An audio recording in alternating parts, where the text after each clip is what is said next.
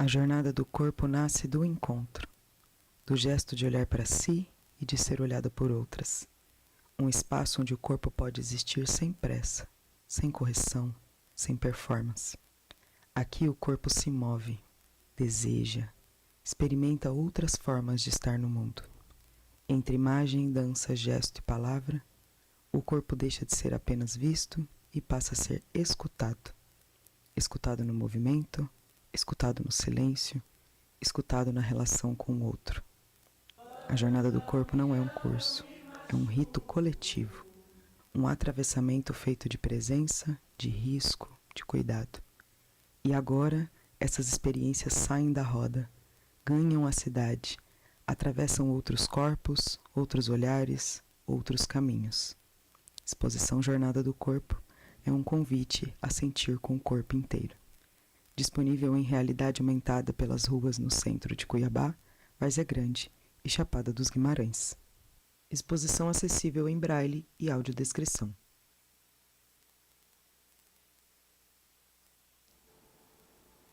Boa noite, começamos o Cultura Livre. Um poste de luz, uma placa em braille, um QR Code. À primeira vista, um cenário comum nas ruas de Cuiabá, Várzea Grande e Chapada. Mas se você apontar a câmera do seu celular, o que surge não é uma propaganda nem uma sinalização. O que surge é um corpo. Um corpo negro, um corpo gordo, um corpo trans, um corpo dissidente. Corpos que a cidade muitas vezes finge que não vê, mas que agora eles ocupam esse espaço público através da realidade aumentada.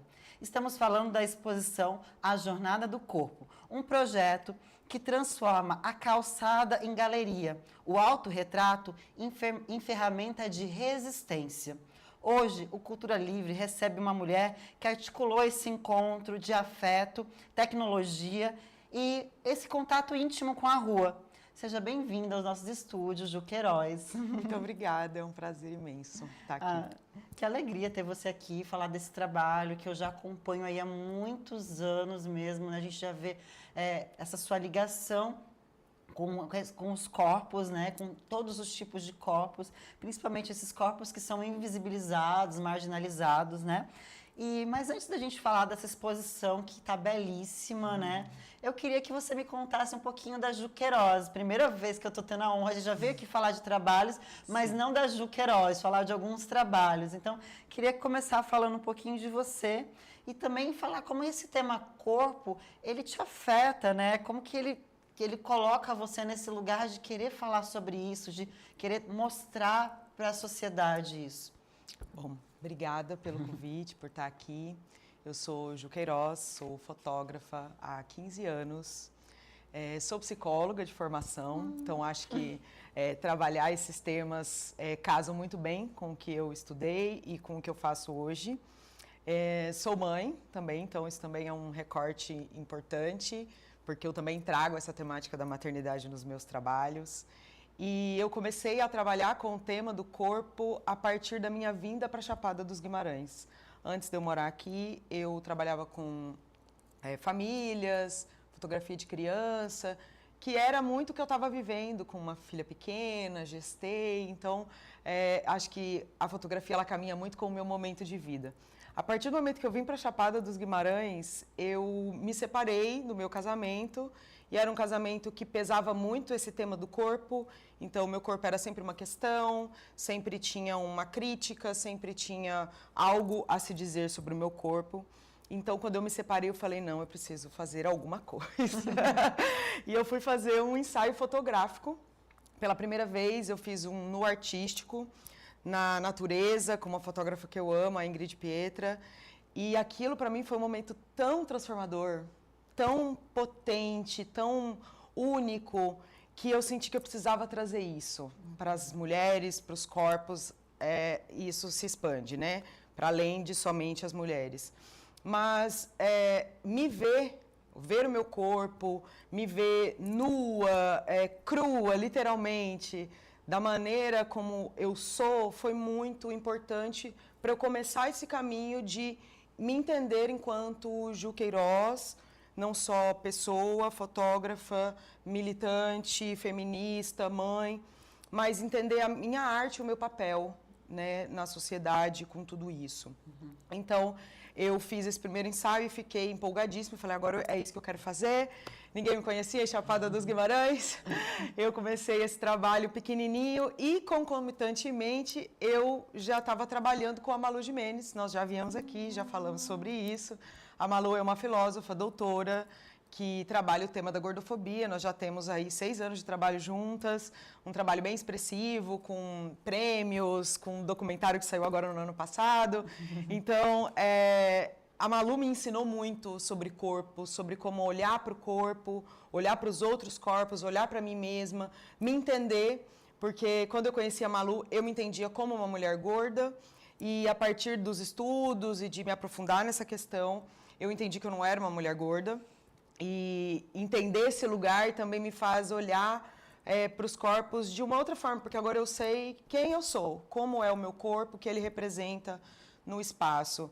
Então, eu comecei a fazer esse trabalho com as mulheres, trazer as mulheres para a Chapada, tirar a roupa, tomar um banho de rio, de cachoeira, e viver esse momento de olhar para si, de olhar para si mesmo, de olhar para o próprio corpo, sem mecanismos para tentar deixar esse corpo mais bonito ou uma melhor pose.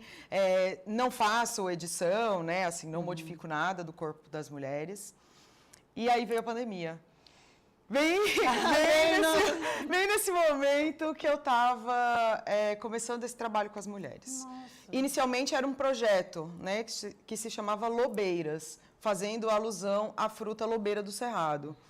E era um projeto, então não era todo o corpo do meu trabalho, era só um projeto. Mas quando veio a pandemia, eu estava com a minha cabeça fervendo de ideias e vontades. E aí eu falei, bom, já que eu não posso encontrar com as pessoas, a única pessoa que eu posso me encontrar é comigo mesma. E comecei essa jornada, primeiro comigo, de me autofotografar. Foi o autorretrato, né, que você começou a fazer. Isso, exatamente. E conta pra gente, assim, antes de você entrar diretamente nesse... como que é o autorretrato? Você posiciona a câmera e deixa ela com os flashes? Como que funciona isso? Bom, eu sou do menos é mais, totalmente. Então, eu não faço grandes produções nos meus autorretratos, são sempre coisas caseiras. A maioria dos meus retratos eu faço com o celular. Porque a minha câmera ela tem essa representação do meu trabalho. E quando eu estou me fotografando, eu não estou trabalhando, eu estou fazendo um movimento íntimo mesmo, de olhar para mim, de olhar para o meu corpo, de ter essa experimentação. Então, eu gosto de facilidade nesse momento. E o que eu ensino para as mulheres é a fotografia com o celular. Algumas das fotos que vocês vão ver aí no programa são fotos feitas com a câmera, em alguns momentos eu uso sim.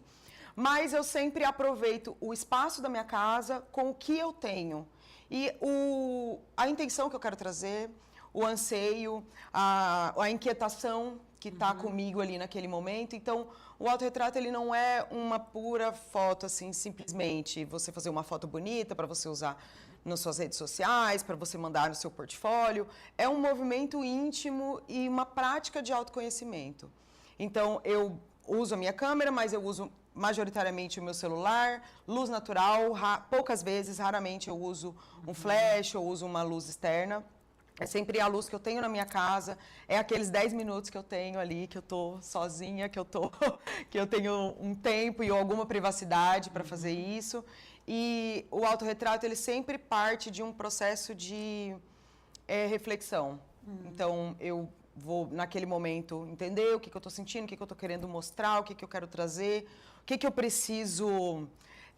tirar do meu corpo, tirar de mim, porque a arte tem esse poder de cura, tem esse poder de resoluções também dentro da gente. Então, eu acho que fazer o autorretrato, para mim, tem essa intenção. Fiquei pensando assim uma coisa, porque assim, a gente pensa muito, fica no iCloud ali, mas quando você coloca na fotografia, você está materializando aquilo que você está pensando, aquele sentimento. Exatamente. Então, acaba sendo esse processo que você traz, né? Isso, você transforma aquilo que está só na sua cabeça numa imagem. Sim. E quando você olha para essa imagem, ela pode ter outro significado. Daqui a alguns anos, quando você olhar para essa imagem, ela já vai ter outro significado. Você pode fazer a mesma mesma foto diversas vezes, ela nunca vai ser igual, nunca vai ter a mesma intenção, nunca vai ter o mesmo sentimento. Então, assim, já entrando um pouco no que é também a jornada, eu trabalho com a metodologia da cartografia do corpo, então eu estou fazendo uma cartografia do meu corpo-território. Eu estou mapeando as minhas memórias, mapeando os meus sentimentos, mapeando as minhas angústias, para entender que corpo é esse, que território é esse que eu habito, mas que eu desconheço. Sim. A maioria de nós, né? A gente vive no automático e agora, né, com o advento das redes sociais e todas essas questões, assim, a gente... As inteligências artificiais modificando tudo, transformando os corpos, as aparências. O próprio movimento mesmo, social, né, de... faz uma harmonização facial, faz um não sei o quê, são vários... Não pode mais ter rugas, exatamente. Nem expressão, né? E esse movimento e essa prática de cartografar o meu próprio corpo é também uma prática para eu não me esquecer de quem eu sou, das transformações que o meu corpo sofre, porque tudo que a gente vive está marcado no nosso corpo, né? Está marcado nas nossas células. Então, me fotografar tem esse tempero, sabe? É um trabalho sim também, mas é muito mais um movimento interno, uma prática íntima de autoconhecimento mesmo, que é quando eu consegui unir, né, a minha formação em psicologia com o meu trabalho como fotógrafa, e aí o termo cunhado pelas minhas amigas Os Ferreira e Najma, eu sou uma fotógrafa provocadora, então eu peguei esse conceito que elas criaram para mim, e então eu gosto de provocar as pessoas que eu fotografo, e provocar as pessoas que veem as fotografias e me provocar também, porque acho que o autorretrato também é esse espaço que eu posso experimentar com mais liberdade. E eu acho que isso acaba chegando num quê de performance também desse corpo, porque ele vai performando por várias situações, vários momentos, né? O corpo que vai mudando, Sim. né? A gente vai envelhecendo, Sim. é a lei natural das coisas e assim, e o corpo ele vai sofrendo todas essas mutações além do emocional que abala, né? Tudo isso, Sim. né? Ah, aquele dia que eu fotografei, eu tava com aquele sentimento, aquilo tava dentro de mim. Aí nesse dia eu já tava mais alegre. Então Exatamente. Isso também e tem a sua beleza, né? Todos esses momentos, Com certeza. Né? Eu acho que essa é a grande questão, assim, do tipo de fotografia que eu faço, que não é uma fotografia essencialmente comercial. Não é para todas as mulheres, né? Você vai se despir na frente de uma pessoa que vai fazer uma imagem sua, com várias questões, com o seu corpo, com, né, muitas delicadezas ali. Então, o meu trabalho também consiste nesse cuidado, na escuta, né, escutativa com essas mulheres, no acolhimento dessas dores, dessas questões que todas nós carregamos sistematicamente. Então, todo esse cuidado, todo esse zelo que eu tenho com as mulheres também transforma esse momento da fotografia, que pode ser muito traumático, a depender da sua situação, mas também pode ser um momento de grande disruptura mesmo, assim. Libertação, então, exatamente. Né? Não, aquilo não me serve mais, esse corpo Exatamente. Já ficou ali, agora eu estou vestida com uma outra pele, E né? mesmo que a mulher esteja se sentindo mal ali naquele dia, ela não está confortável, eu busco fazer com que a experiência... Não só o resultado final, porque as fotos vão sair muito bem. Obrigada. Mas que a experiência daquela mulher seja uma experiência positiva, seja uma experiência transformadora, para além do resultado que ela vai ver. Sim. Porque, muitas vezes, quando essa mulher recebe as fotos, é um processo. É um processo para se ver, para se olhar, por ângulos que você não costuma se ver, para se entender ali naquele corpo, se reconhecer e falar, nossa, mas o meu corpo é assim, eu nunca tinha percebido que, sei lá, minhas costas são desse jeito, ou as minhas pernas são assim, ou quando eu sento, a minha postura muda, ou meu braço fica de outro jeito. Então, se ver é também um processo, muitas vezes, doloroso. Então, se a experiência é boa, quando ela vê aquelas fotos, mesmo que seja difícil, mesmo que tenha, enfim, várias questões, ela vai se lembrar daquele momento em que ela relaxou ali, que ela tomou seu banho de cachoeira bem tranquila, que ela se divertiu, porque eu sou falante, eu brinco muito, eu grito, sou bem intensa. Então, elas ficam assim, geralmente elas se sentem muito acolhidas e muito bem, e é isso que faz a diferença total. No mundo de hoje em dia, o acolhimento, ele faz toda a diferença, né? Porque o que a gente pouco se vê é esse tipo de acolhimento, né, Ju? Sim. Ju, então, na pandemia, você começa a ir fazer os autorretratos, porque você estava investigando o corpo, corpo e falou, não, agora eu tenho o meu corpo para investigar, Exato. é esse material que eu tenho, vou trabalhar Só com o que eu ele. posso fazer agora. Vou trabalhar com o material que eu tenho. Mas está passando a pandemia, né? Você começa a convidar algumas mulheres para esse projeto e começa essa investigação. Como que foi, conta como que você foi, teve uma curadoria para chamar essas mulheres, alguma inscrição, como que foi feito isso? Tinham corpos que você já, não, eu quero esse tipo de corpo, conta pra gente aí um pouquinho dessa jornada do corpo. Sim, é realmente uma jornada e é uma jornada eterna. Quem começa nunca mais termina, porque o nosso corpo se transforma, então essa investigação ela é constante. Eu comecei me fotografando e eu iniciei a jornada do corpo, que primeiro não era a jornada do corpo, era a jornada da fotografia e autoconhecimento, que eu fiz 9 turmas de maneira online. Mais de 350 mulheres do Brasil, do exterior, participaram dessa jornada. E a minha intenção inicialmente era só convidar umas amigas para a gente tirar umas fotos e ficar ali reclamando da vida, reclamando da pandemia. A minha ideia não era que isso alcançasse e tomasse a proporção que tomou. E eu fui, e foi uma coisa muito explosiva mesmo, assim. Na primeira turma, lotou, na segunda, na terceira já tinha lista de espera e eu fui fazendo isso durante a pandemia. Essas mulheres se tornaram a minha maior rede de apoio durante esse momento, né, que foi um momento difícil para todo mundo. Digo para mim especialmente porque eu perdi o meu pai durante a pandemia, então estar ali com aquelas mulheres, estar sendo acolhida e acolhendo também, foi muito importante nesse momento. Mas o online, ele estava me custando muita energia, eu não estava muito feliz, mas eu queria encontrar as mulheres. Eu queria abraçar, eu queria, sabe, poder falar olhando para essas mulheres, tudo aquilo que eu venho estudando, pesquisando, trabalhando ao longo desses anos, né?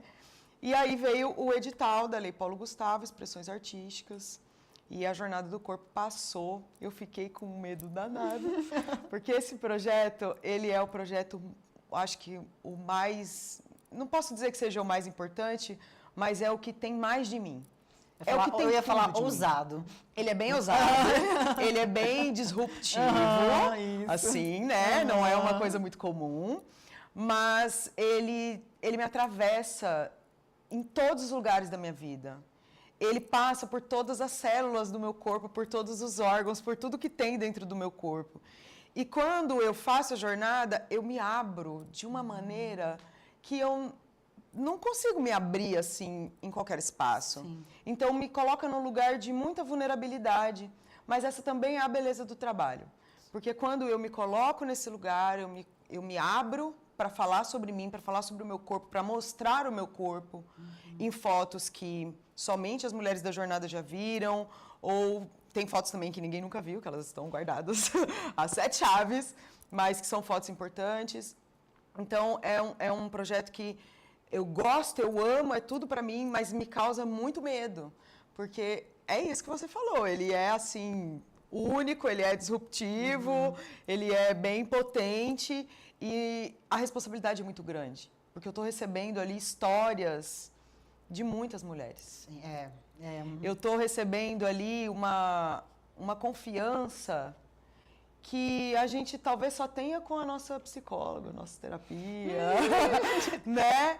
A gente está ali falando de coisas que doem tanto na gente, na nossa história, na nossa construção enquanto mulheres. E aí eu trago um termo que também foi trazido durante essa turma presencial da jornada, que é mulheridade, porque existem muitas formas, né, de ser mulher, já dizia, né, não se nasce mulheridade, mulher. Né, que é a coralidade de mulheres. Exatamente, né? a pluralidade desses corpos, né?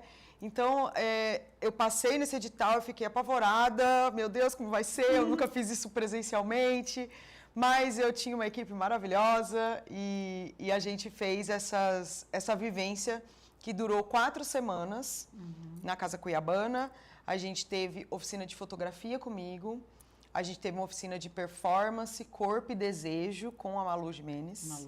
Malu sempre comigo. A Malu foi o disparador, né, de tudo. Malu é tudo na minha vida, assim, a transformação que essa mulher causou na minha vida, na minha história, no meu trabalho, assim, é imensurável. Eu tenho uma gratidão eterna, assim, a Uma Malu. irmã. Se você estiver assistindo, te amo.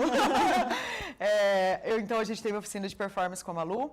A gente teve uma oficina de dança e teatro com a Jaqueline Roque.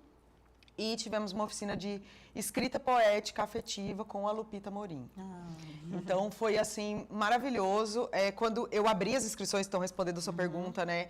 Eu abri as inscrições, a minha ideia era ter uma turma mais plural possível. Porque nas turmas online, acabava que majoritariamente eram mulheres brancas, de classe média, e eu queria poder ampliar essa discussão para corpos que são dissidentes, né? As mulheres sofrem vários preconceitos, várias opressões, mas eu queria poder ampliar isso.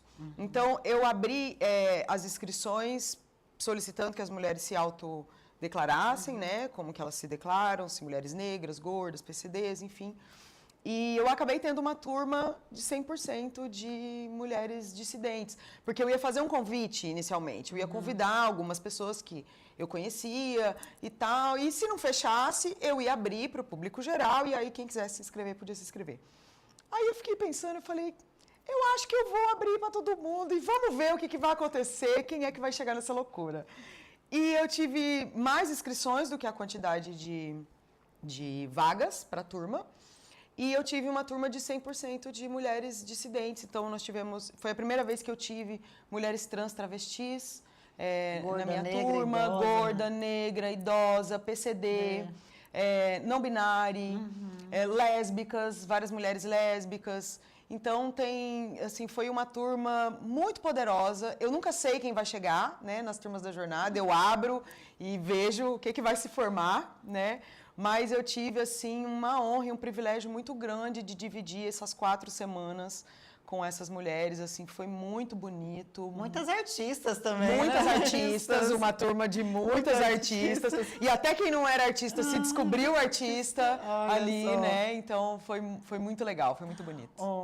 Ju, você como fotógrafa, artista visual, quando que você descobre que a sua fotografia, ela não era estética, ela era assim uma ferramenta de resistência? Quando você fala, não, eu não quero, não faço parte desse tipo de fotografia.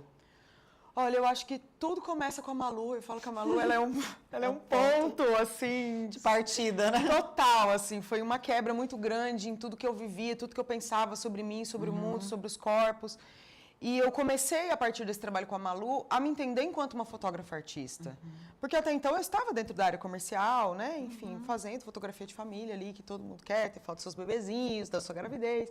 Mas quando eu comecei a trabalhar com a Malu, e o trabalho com a Malu é um trabalho político, é um trabalho de fotografia de resistência, eu comecei a entender que o que eu faço é um trabalho político, que não é puramente comercial. Claro que, né, as mulheres vão lá, elas fazem o ensaio, é para toda e qualquer mulher que se sinta no momento de viver isso, mas os trabalhos que chegam mais longe são os trabalhos autorais e os trabalhos que têm esse cunho político. Então, eu falo muito sobre natureza, eu moro em Chapada, então eu trago muito os debates sobre questões ambientais, questões sobre o lixo, sobre as queimadas, eu fotografo muito no Cerrado Queimado, todo ano a gente passa por isso. Então, eu sempre tento trazer essa conversa entre o corpo e natureza, também resgatando a nossa percepção de corpo no mundo, porque o nosso corpo também é natureza. É exatamente isso que eu ia falar, exatamente. O nosso corpo também é natureza e a gente vai se distanciando disso, e quanto mais a gente se distancia dessa apropriação do nosso próprio território, esse corpo-território, a gente vai se distanciando também do que é realmente importante no mundo. Sim. Né? Krenak, né? Nosso querido Krenak fala muito. E, Ju, a gente falou da fotografia como cura, né? Então, quando que você falou, nossa, isso que eu estou fazendo tem um poder de curar essa relação da mulher com a própria imagem, sabe? Quando você falou, isso está acontecendo. Começou a acontecer naturalmente, você foi observando. Como que você teve alguns depoimentos, depois pós-fotografia? Como foi isso? Eu faço um trabalho de acompanhamento dessas mulheres desde o momento em que elas chegam para mim, ou seja, fazendo uma inscrição na jornada, ou seja, para fazer um ensaio fotográfico. Então, eu não vou, você vai assina o contrato, faz o pagamento, vamos agendar e vamos lá fazer. Não é assim que funciona. Então, eu tenho toda uma conversa com essa mulher antes, para entender o que está acontecendo na vida dela, o que ela está passando. E aí, quando chega a jornada, a gente se abre, né, para o grupo. Então, todo mundo compartilha ali as questões que estão vivendo. E eu tive uma turma da jornada muito significativa. Eu tenho uma mulher, a Carol Elizabeth, que eu vou mandar, inclusive, essa matéria para ela assistir. Ela fez 7 turmas da jornada comigo. É a minha jornadete suprema. Mestranda já. No... Sim, ela é fotógrafa também, cineasta. Que legal. E ela teve uma grande transformação, assim, de resgate do contato com a mãe, de cura dessa relação com a mãe, que era uma relação muito tensionada por diversos recortes. E quando ela me mandou uma mensagem, falou: Ju, nossa, você não tem noção do que aconteceu comigo, que eu consegui ter uma conversa com a minha mãe, assim, assado, por causa daquela foto que eu fiz, por causa daquela reflexão que eu fiz. Nesse momento, eu falei, caraca, realmente, assim, é um trabalho muito poderoso, que eu não tinha dimensão quando eu comecei, era só para realmente a gente fazer uma brincadeira ali, e acabou se tornando uma coisa muito grandiosa. Então, eu tenho relatos, assim, incríveis de grandes transformações que as mulheres viveram ao passar na jornada. E como eu falei, a jornada do corpo, ela é um trabalho que é eterno. Depois que você faz a primeira vez, você nunca mais foi picada pelo mosquitinho.